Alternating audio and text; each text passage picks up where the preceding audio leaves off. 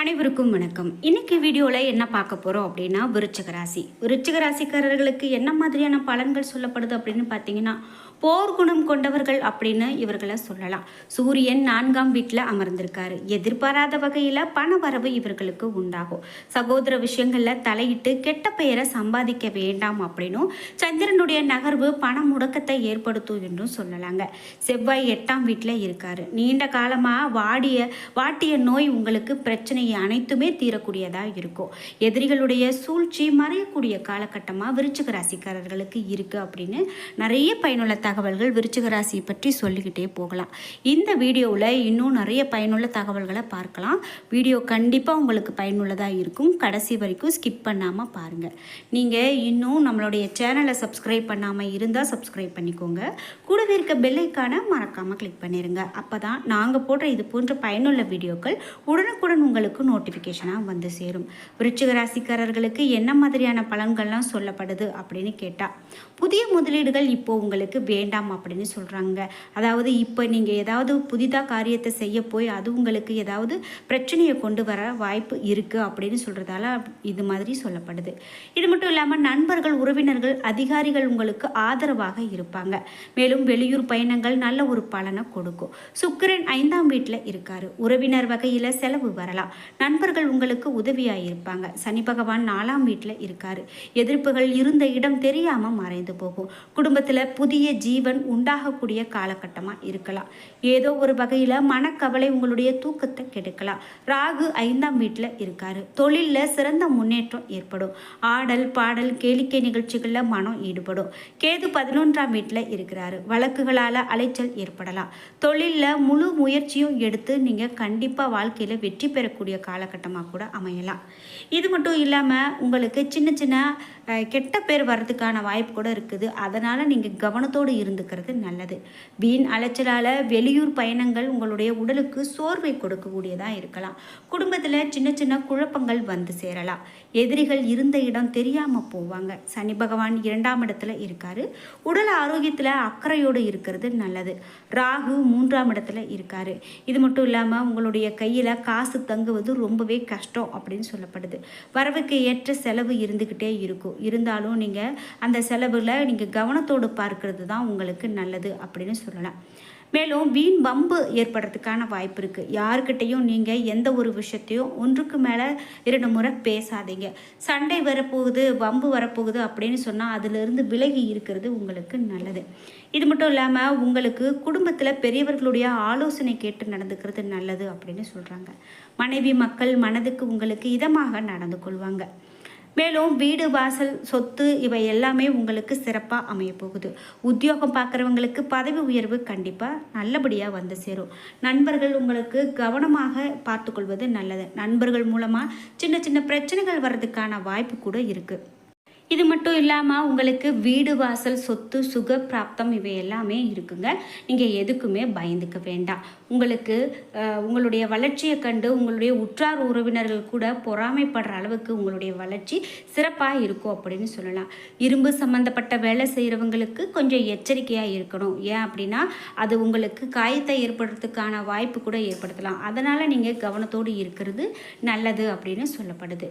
இது மட்டும் இல்லாமல் மனக்கவலையால் விரக்தியின் எல்லைக்கே செல்லக்கூடிய ஒரு சின்ன சின்ன சூழ்நிலைகள் வரலாம். அதனால் நீங்கள் எதையுமே போட்டு ரொம்ப கவலைப்பட்டு குழப்பிக்காதீங்க. இருக்கக்கூடிய பிரச்சனைகள் எல்லாமே தானாகவே சரியாகக்கூடியதாக இருக்கும். வேலை மாற்றமும் பதவி உயர்வும் கண்டிப்பாக உங்களுக்கு கிடைக்கும். எதிர்பாராத பண வரவு கிடைக்கிறதுக்கான வாய்ப்பு இருக்குது. அதில் கண்டிப்பாக நீங்கள் பிடிவாதமாக எல்லா காரியத்திலுமே இறங்கி வெற்றியும் பெறுவீங்க. எதிரிகள் உங்களுக்கு செய்யக்கூடிய கெடுதல் கூட நன்மையாகவே முடியும் அப்படின்னு சொல்லலாம். வெளியூர் பயணங்களால் அவ்வளவு பலன் கிடைக்காது. உங்களுக்கு பந்தய வியாபாரத்தில் இறங்காமல் இருக்கிறது நல்லதுங்க. அது உங்களுக்கு பார்க்கும்போது ரொம்பவே ஆர்வத்தோடு இருக்கலாம். ஆனால் அது பிரச்சனையை கொண்டு வரதா கூட இருக்கலாம்.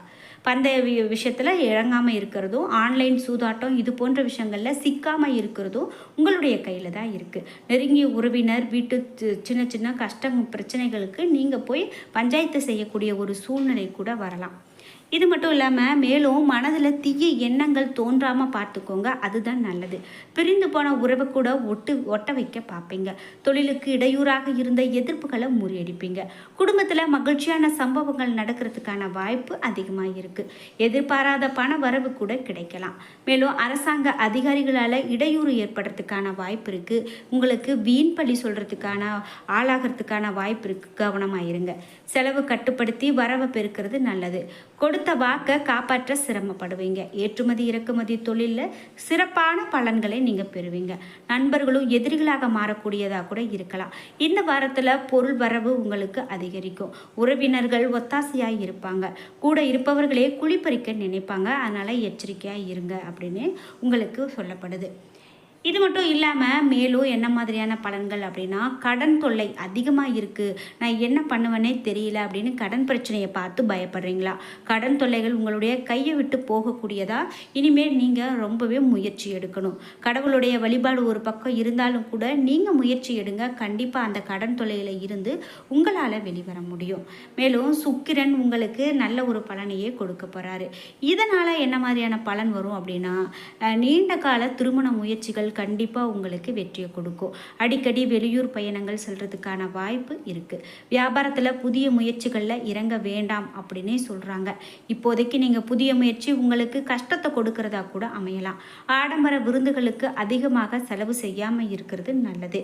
மேலும் உங்கள் வீட்டில் உங்களுக்கு மகிழ்ச்சி தரக்கூடிய விஷயங்கள் நிறைய இருக்குது. அதனால் நீங்கள் வெளியில் போய் எதையும் தேட வேண்டாம் அப்படின்னும் சொல்லப்படுது. அனாவசியமாக உங்களுக்கு கோபம் வருது அப்படின்னா அதை கட்டுப்படுத்தி இருங்க, அதுதான் உங்களுக்கு நல்லது. குடும்பத்தில் நல்ல காரியங்கள் நடக்கிறதுக்கான வாய்ப்பு அதிகமாக இருக்குது. கமிஷன் வியாபாரத்தில் நல்ல லாபம் பார்க்கக்கூடியதாக கூட இருக்கலாம். இளம் வயதினர்களுக்கு வரக்கூடிய காலகட்டம் சிறப்பாகவே இருக்கும் என்று சொல்லலாம். கொடுத்த வாக்கை காப்பாற்றலை அப்படிங்கிற அவமானம் கூட ஏற்படலாம். அதனால் யாருக்கிட்டையும் வாக்கு கொடுக்கும்போது கண்டிப்பாக எச்சரிக்கையோடு கொடுக்கறது நல்லது. தொழில்துறை உங்களுக்கு சீராக இருக்கும். அது மட்டும் இல்லாமல் அசாத்திய துணிச்சலோடு எந்த ஒரு தொழிலையுமே விரிவுபடுத்துவீங்க. உங்களுக்கு அந்த தைரியமும் தன்னம்பிக்கையும் இருக்குது. மேல் அதிகாரிகள் கண்டிப்பாக உங்களுக்கு ஆதரவாக இருப்பாங்க. ஊக்கத்தொகை கொடுத்து உங்களை பாராட்டி மேலே கொண்டு வரதுக்கான ஒரு சாத்தியக்கூறுகள் கூட இருக்குது. மழை என அதிகரிக்கக்கூடிய கடன்களை கட்டுப்படுத்த முடியாமல் நீங்கள் தடுமாறலாம். அதை நீங்கள் கட்டுப்படுத்துறது உங்களுடைய கையில் தான் இருக்குது. யாருக்கிட்டையும் இனிமேல் பெரிதாக எந்த அளவுக்கும் நீங்கள் கடன் வாங்காமல் இருந்து பாருங்கள். மேலும் இது மட்டும் இல்லாமல் திட்டம் போட்டு வெற்றி பெறக்கூடிய காலகட்டமாக கூட அமையலாம். திருமணம் போன்ற காரியங்களுக்கு செலவு செய்வீங்க. மேலதிகாரிகள் உங்களுக்கு தொந்தரவு தர மாட்டாங்க. நீங்கள் அவர்கள்கிட்ட நல்ல பேர் எடுத்து மேலே மேலே செல்லக்கூடிய காலகட்டமாக கூட இருக்கலாம். உங்களுக்கு அனுகூலமான பலன்கள் பெரியவர்களால் கூட உண்டாகலாம். உத்தியோகத்தில் இருக்கிறவங்களுக்கு பதவி உயர்வு கண்டிப்பாக கூடி வரும்.